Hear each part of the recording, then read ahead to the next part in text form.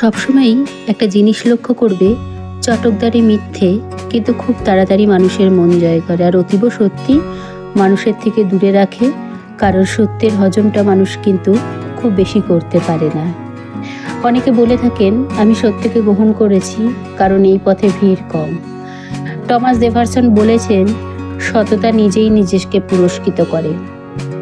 মিথ্যে সোনালি প্রলেপের চেয়ে সততার সরল রূপ অনেক বেশি সুন্দর।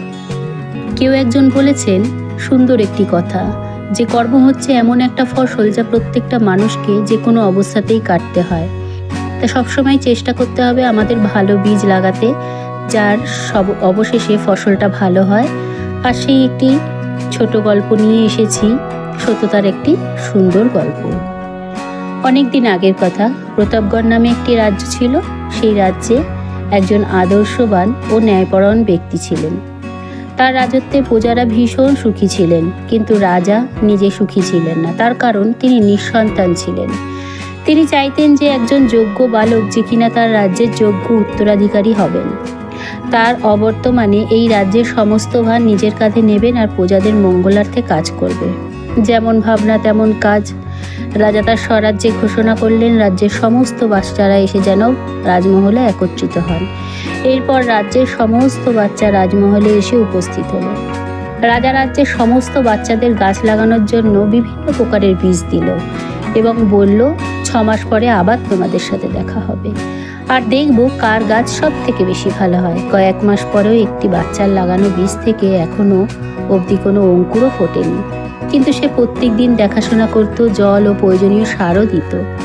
দেখতে দেখতে 3 মাস পেরিয়ে গেল। এদিকে বাচ্চাটি ভীষণ চিন্তায় পড়ে গেছে। তা দেখে তার মা বলল, বাবা ধৈর্য ধরো, কিছু কিছু বীজ আছে যাদের বীজ থেকে গাছ হতে অনেকটাই সময় লাগে। মায়ের কথা শুনে সে আবার ওই বীজটায় জল দিতে লাগলো। এদিকে 6 মাস পেরিয়ে গেল। রাজার কাছে যাওয়ারও সময় চলে এলো। বাচ্চাটি ভয় পেয়ে গেল। সে ভাবলো সবার গামলায় হয়তো গাছ থাকবে আর তার গামলাটি খালি থাকবে। কিন্তু সে খুব সৎ ছিল। রাজ্যের সমস্ত বাচ্চারা রাজমহলে এসে উপস্থিত হলো। কিছু বাচ্চা ভীষণ উৎসাহী ছিল, কারণ তাদের মধ্যে রাজ্যের উত্তরাধিকারী হওয়ার একটি লোভ ছিল। রাজার আদেশে সবাই একে একে গাছ দেখাতে লাগলো, কিন্তু তাদের মধ্যে একজন ভীত ও লজ্জিত এবং আঁটোসাঁটো হয়ে রইল, কারণ তার গামলাটি তখনও খালি ছিল। ঠিক তখনই রাজার দৃষ্টি তার উপরে পড়ল। রাজা বলল, তোমার গামলাটি খালি? বাচ্চাটি বলল, আমি 6 মাস পর্যন্ত তার যত্ন নিয়েছি। রাজা তার সততা দেখে ভীষণ খুশি হলো, কারণ তার গামলা খালি থাকা সত্ত্বেও সে সাহস করে এখানে এসেছে। এরপর ওই বাচ্চাটিকে কাছে ডাকলো, কিন্তু সে ভীত হয়ে রইল। রাজা সেই গামলাটি তুলে সবাইকে দেখাতে লাগলো। রাজমহলে উপস্থিত প্রত্যেকে দেখে হাসতে লাগলো। বলল, সবাই চুপ করো, এখানে খুশি হওয়ার মতো কিছুই নেই। তোমাদের সবার কাছে যে গাছ আছে তা হলো বন্ধা, অনুর্বর। তোমরা যতই চেষ্টা করো ওই গাছগুলি থেকে কখনোই কোনো ফল আসবে না। আর এই একটি বীজে আসল ছিল। রাজা ওই বাচ্চাটির সততা দেখে খুব খুশি হয়েছিল আর তাকেই রাজ্যের উত্তরাধিকার করলেন।